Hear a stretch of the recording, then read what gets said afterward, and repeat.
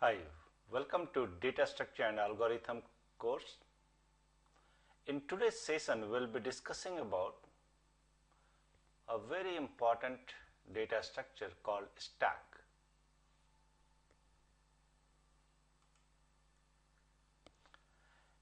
A stack is a very basic kind of a data structure which is like stacking a set of plates on top of each other.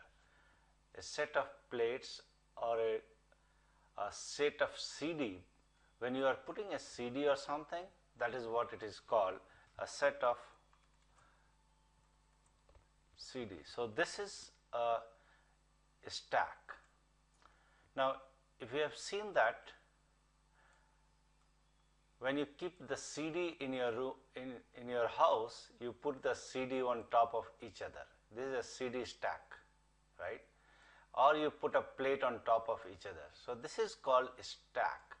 You put one on top of each other. When the new one comes, you put it here. But if you want to take out, you have to only take out, you can only take out the top one. So you take out this one.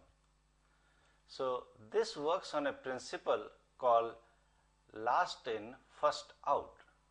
So the principle it uses is last in and first out.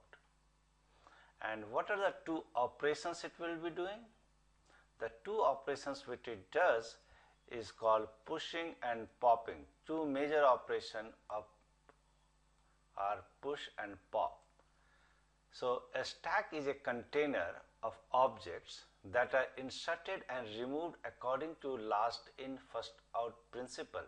Means the disk which was put last is popped out first.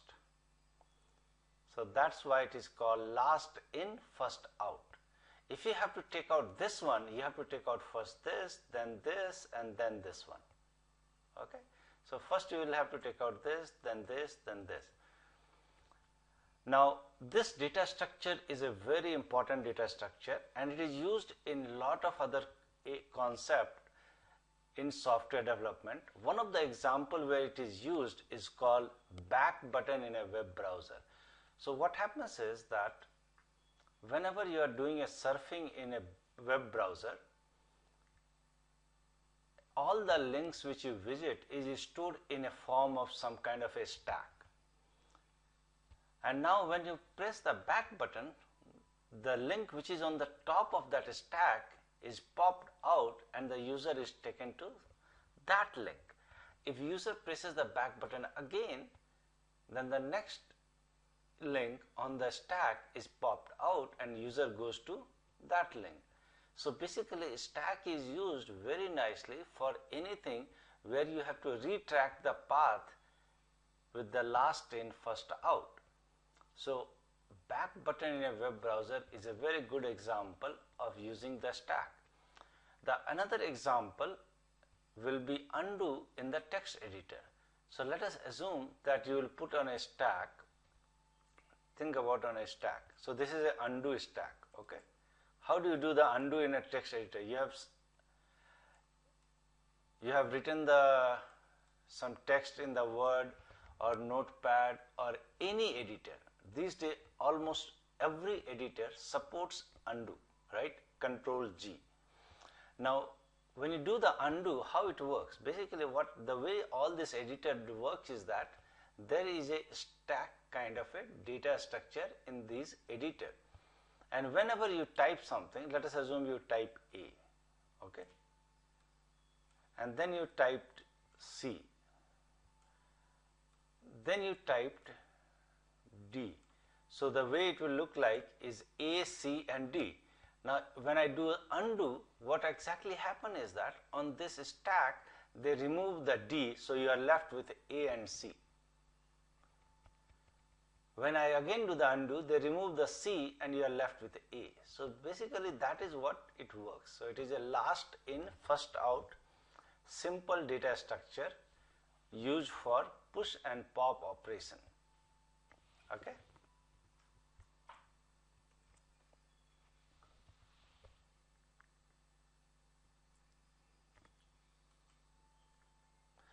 Now let us do a algorithmic analysis of a stack using a big O notation. Now if you try to find out number of primitive operations for any of these stack, push and pop method, you will find that the number of primitive operation, it is, what is important is that it is not that exact 7 or 8. What is important is that it will be kind of a constant. So these numbers, this total number of primitive operations will always be a constant. So this here your function n, total number of primitive operation for a given n will be always some constant.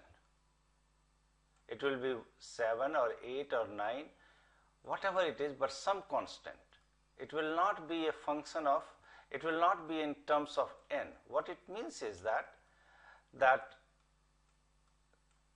stack has a constant order of time of push and pop operation, and that is what it says, it is of order 1, because the number of primitive operation does not depend on how many objects are there in the stack data structure, because it will always push the top one and it will always push to the top and it will always pop out the top one.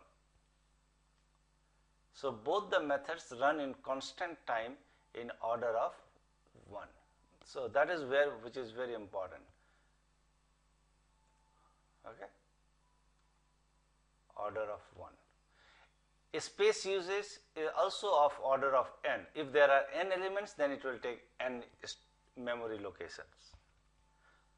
So very simple. Stack, when you do especially array based stack, then push and pop will have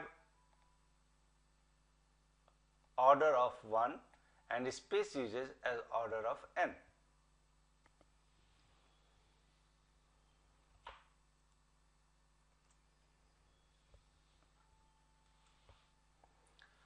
Now let us analyze array based stack little bit more.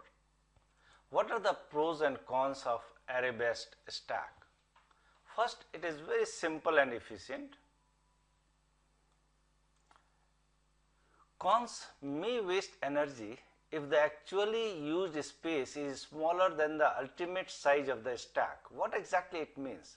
What it means is that, see, we are talking about array based stack. So remember, a stack is a data structure which can be implemented using array, or there is another way to implement a stack data structure.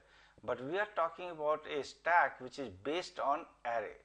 Basically, array is a lower level data structure which is used to create a stack data structure. So you want to create a stack data structure.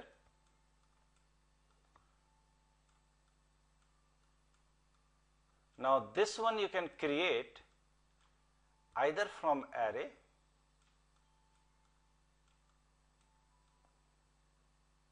or linked list.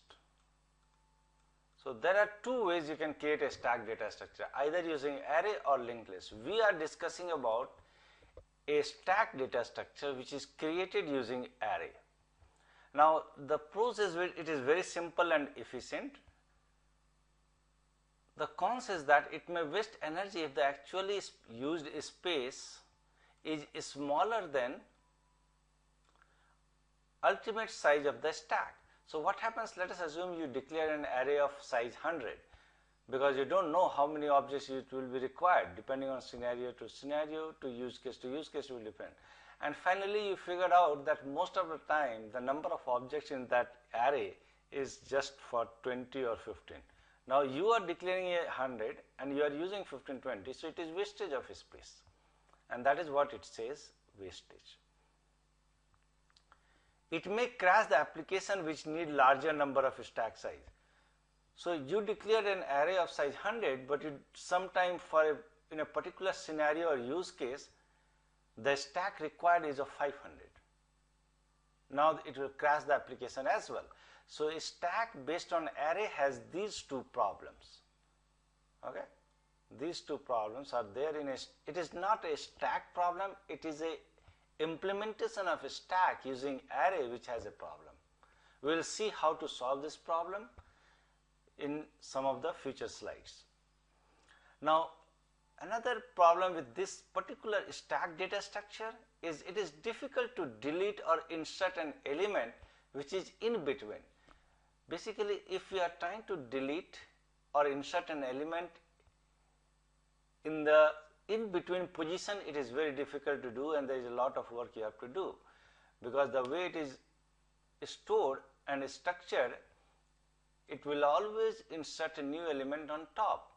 So if you want to insert something in between, then you have to remove everything on top, store it somewhere temporarily, put your new element, and then put back all those which you have put in the temporary storage. So that is the reason why it is little difficult to delete or insert an element. Okay. So the next issue, generally what happens is difficult to delete or insert an element in between, you can say, not like on top there is no problem. See, if you want to insert an element on top or delete an element on top, then there is no problem. Only thing is that you should avoid inserting and deleting an element in between.